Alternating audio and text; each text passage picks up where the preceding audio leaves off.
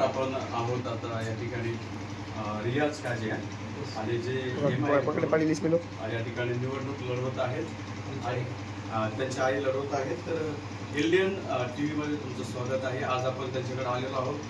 प्रभाग 3 ब मध्ये त्याला उमेदवारी भेटलेली आणि महिला सर्वसाधारण मध्ये. आणि आज आपण पाहतो की ते रियाज काझी यांचं समाजामध्ये पण कार्य आहे.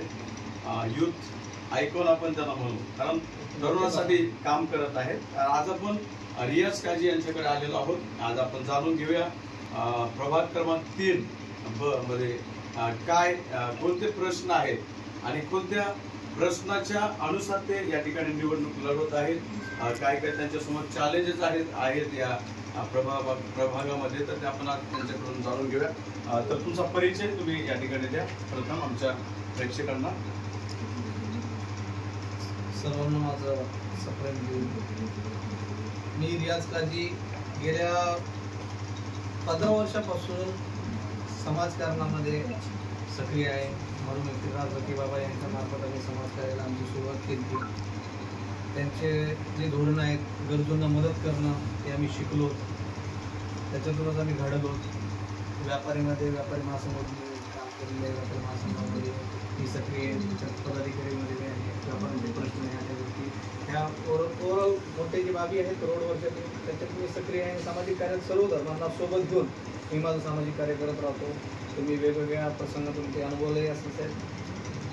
मुख्यतः सध्या माझगाव नगर परिषद 2025 ची निवडणूक आहे. त्यामध्ये प्रभाग क्रमांक 3 ब मध्ये पतंग निशाणी मार्फत माझी आई काझी पाशा बेगम या उमेदवार लढत आहे. सध्या तुम्ही बघू शकता की माझ्या प्रभागामध्ये स्वच्छता ह्याच्यावर माझं मुख्य लक्ष आहे.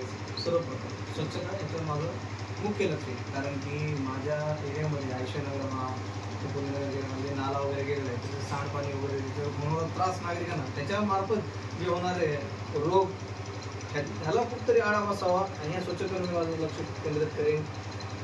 ज्येष्ठ नागरिकांसाठी ज्या काही मूलभूत स्कीम आहे, महिलांसाठी ज्या काही बालकल्याण जे काही मला करता येईल ते माझ्या प्रभागातील लोकांसाठी हितासाठी मी करेन. त्यामध्ये मी समाज बघणार नाही, हा समाज आहे तर मग तो समाज सर्व समाज घटकांना सोबत घेऊन मी माझी रणनीती आखत राहील आणि सर्वांना न्याय देतो. Yes sir.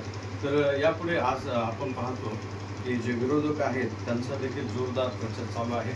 तर तुम्हाला असं काही आव्हानं वाटतात का की या आपण उभा राहिलो तर आपल्यासमोर हे असे स्पष्ट तुम्हाला आव्हान काही दिसतात का? साहेब, आव्हान म्हणायचं मला फक्त एवढंच वाटतं की आव्हान मला एका प्रकारचं वाटायचं की धनशक्ती विरुद्ध जनशक्ती आहे. जर मायबाप जनता धनशक्ती पुढं नतमस्तक होत असेल तर याचा अर्थ आहे ते कुठं ना कुठं स्वतःला गहाण ठेवत आहे. मी असं म्हणत नाही की त्यांनी धनशक्तीलाच प्राधान्य द्यावं, पण कुठं ना कुठं जनशक्ती जी आहे, जनशक्ती लोकांचे काम होतील त्याकडे जर मतदार बंधू भगिनींचं लक्ष दिलं तर निश्चितच त्यांनाही यश येईल आणि आम्हालाही यश येईल. आज आपण पाहतो की जनतेचा कौल हा विकासाकडेच असतो आहे ना.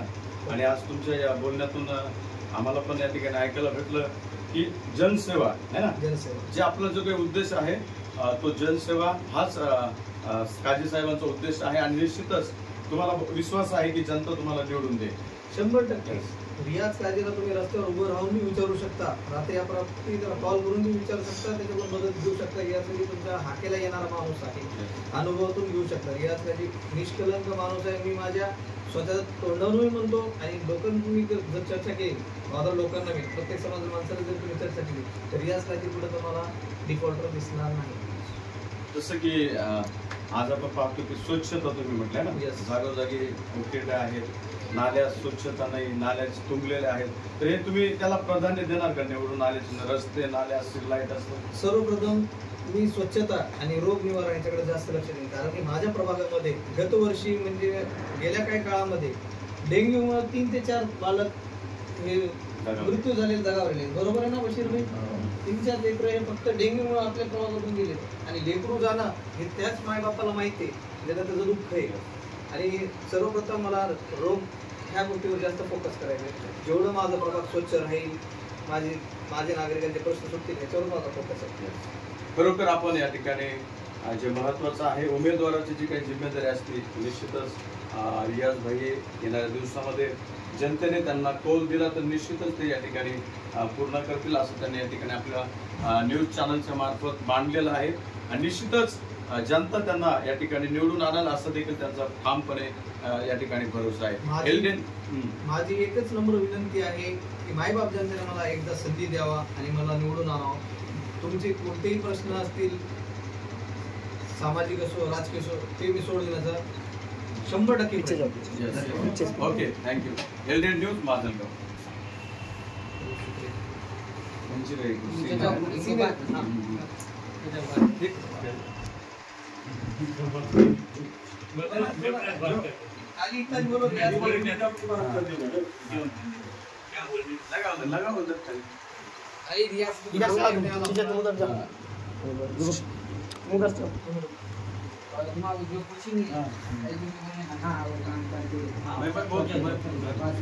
इधर से आओ बोलो, इधर से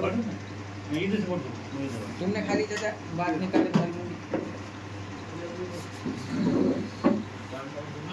नमस्कार, आपण आहोत आयशा नगर प्रभाग क्रमांक 3B मध्ये आहोत आणि आज या ठिकाणी आपण ज्येष्ठ नागरिक आहेत त्यांच्याकडून आपण जो कौल आहे मतदानाचा आपण विचारण्यासाठी आलेलो आहोत. तर आज या ठिकाणी तुमच्या प्रभागमधून रियाज काजी त्यांच्या मातोश्री या ठिकाणी उभा आहेत आणि काय तुमची त्यांच्याकडून अपेक्षा आहे? तुम्ही त्यांना निवडून आणणार का? आणि मागील दिवसामध्ये त्यांनी या प्रभागासाठी काय काम केलेलं आहे का? काय केला लहान मोठं मोठे तरी म्हणजे तुमची अपेक्षा त्यांनी निवडून यावं आणि आणि त्यांच्याकडून तुमच्या काय अपेक्षा आहेत येणाऱ्या जर निवडून जर तुम्ही त्यांना दिलं तर ते काय त्यांनी काम करावं तुमच्या प्रभागासाठी, तर अशी तुमची अपेक्षा आहे? लाईट आहे, पाण्याचे नाले असतील. आणि आपण पाहतो की आयशा नगर मध्ये या ठिकाणी आपल्यामध्ये ज्येष्ठ नागरिक आहेत आणि त्यांचं पूर्ण कौल या ठिकाणी आपण रियाज काजी सरांना आहे जे या ठिकाणी निवडणूक लढवत आहेत आणि त्यांची इच्छा आहे येणाऱ्या दिवसामध्ये ते आमच्या प्रभागाचे नगरसेवक असावेत आणि निश्चितच जनता त्यांच्याकडून आहे आणि निश्चितच येणाऱ्या दिवसांमध्ये आपल्याला येणाऱ्या दिवसामध्ये पाहायला मिळणार आहे की ते नगरसेवक म्हणून या ठिकाणी असतील आणि जनतेच्या ज्या अपेक्षा त्यांच्याकडून आहेत त्या पूर्ण करताना आपल्याला दिसून येईल. LDN news Majalgaon.